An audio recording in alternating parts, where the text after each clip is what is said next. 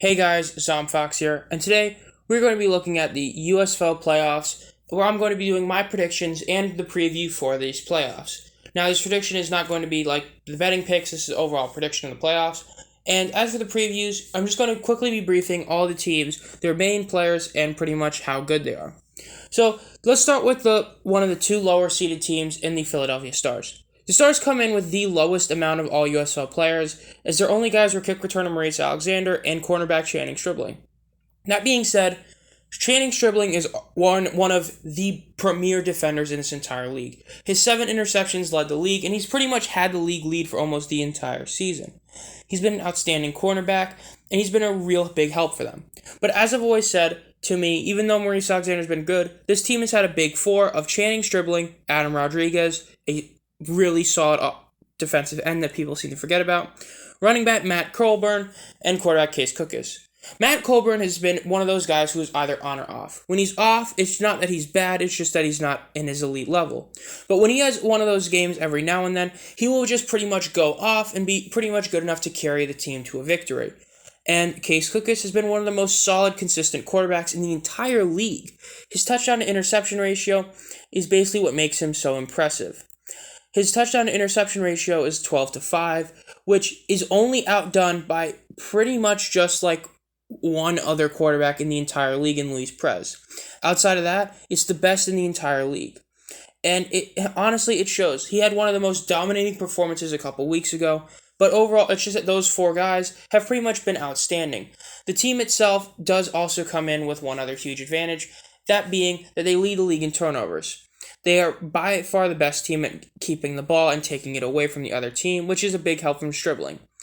Overall, this team also has a very solid coach in Bart Andrus. To put it simply, through the first few weeks of the season, you could argue that quarterback Brian Scott was the best in the entire league. He went down to an injury that ended his season, and they've been just as dominant with Case Cookus.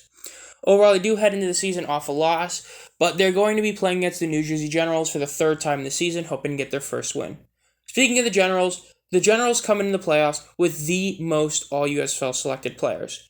Running back Darius Victor, who also won Offensive Player of the Year, MVP of the league wide receiver and punt returner, who was all-USFL in both of them, Kavontae Turpin, safety Shalom Luani, defensive tackle Toby Johnson, offensive tackle Terry Poole, and offensive guard Garrett McGinn. They have been a very solid team overall on everything they've been able to pull off. This team has been genuinely great, and it shows in their stats. I already mentioned it, but Luis Perez leads the league in touchdown to interception ratio by a wide margin. Him and DeAndre Johnson have formed a 1-2 punch at quarterback, where Mike Riley can pretty much choose. Oh yeah, by the way, Mike Riley is also Coach of the Year. So they are able to have this 1-2 punch at quarterback, where they can put in someone who's better at passing or better at rushing, but are both still good suffice on the other side.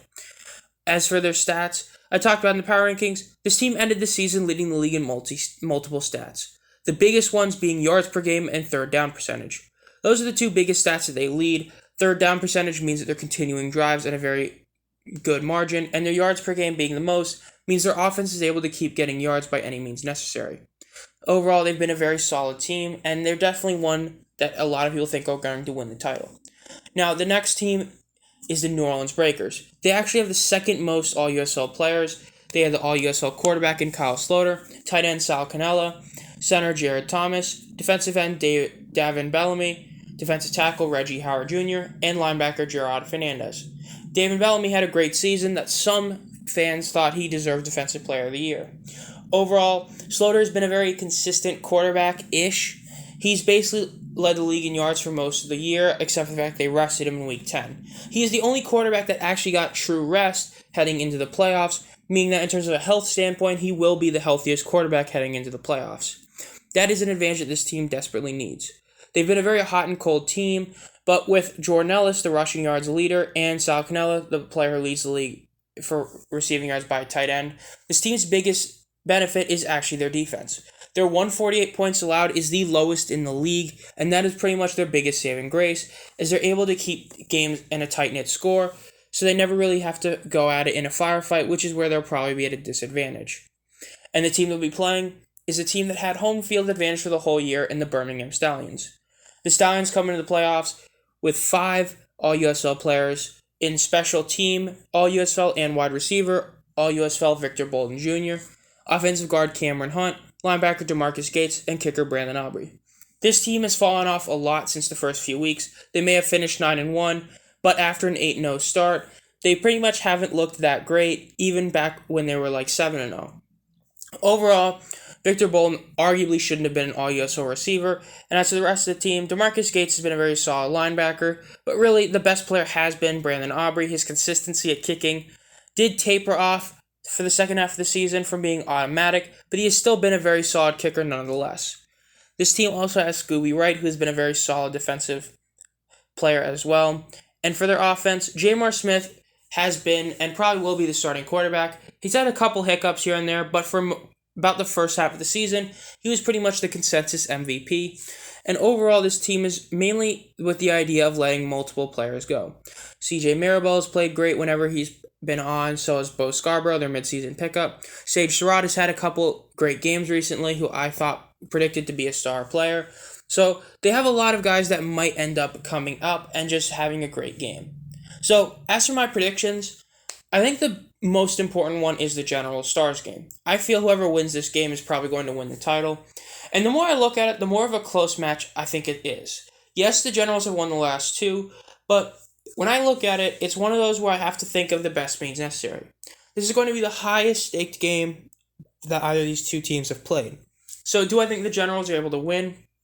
I think they can. I think the Stars can. But who would I have picked is hard. It ultimately comes down to the idea of, do I think that the Stars can keep the game close enough to where they can win a turnover and then win thanks to the turnover battle? And that's where it becomes very tough. I could see an argument for both teams winning, but overall the Generals are on a 9-0 run, and it's very hard to go against that. But I have a feeling that the Stars will end up pulling off this upset. I know it would suck to see a team that had the offense, because I think it's also the fact that they have all the awards. Coach of the Year, Offensive Player of the Year, and MVP. I think that might be a bit too much to live up for in the playoffs, because now they're pretty much expected to win the title. But I just don't see it for sure. I think Cookus or Colburn is going to have one of their patented all-star games where they just become insane. And Adam Rodriguez is going to continue being great, as he averaged nearly a sack a game. And getting any sack against a team that's rush-heavy is a very big deal. And as long as they can slow down Cavante Turpin on the receiving game, they'll be able to pretty much beat the Generals by forcing them to run the ball. And as long as they can keep the lead, since they are a passing team, I think they can do it. As for the Breakers versus Stallions game, even though I think the Stallions are going to struggle not having that home field advantage, I think that them and the Breakers having been played very bad football recently is going to be a big deal. But I don't think it's going to be a massive upset like the Stars will. I think the Stallions will end up pulling this one ahead. I think they want to go back to proving they are a legit team, as I feel like some of their players are kind of upset at how the second half of the season went, and they want to make sure that they can at least, get at least one playoff win. The team, I think, is solid enough to beat the Breakers. I don't think Sloter is going to perform well enough when it matters most. And Jordan Ellis has had a couple games where he's kind of disappeared, so I'm going to go with the Stallions to win that game. As for the championship game, I have the Stars winning. As frank as that. I just think that Stars Big Four is good enough to carry that team into that upper echelon and have them be the first USFL champions. I mean, I know I talked about a long time ago that I said at the beginning of the year that I felt that the Stars had a chance to continue what the original Philadelphia Stars did, and that was dominate the USFL. And I think they can this year. I think they're going to win the title this year. That's my pick. Whatever your picks are or your thoughts, let me know down in the description below.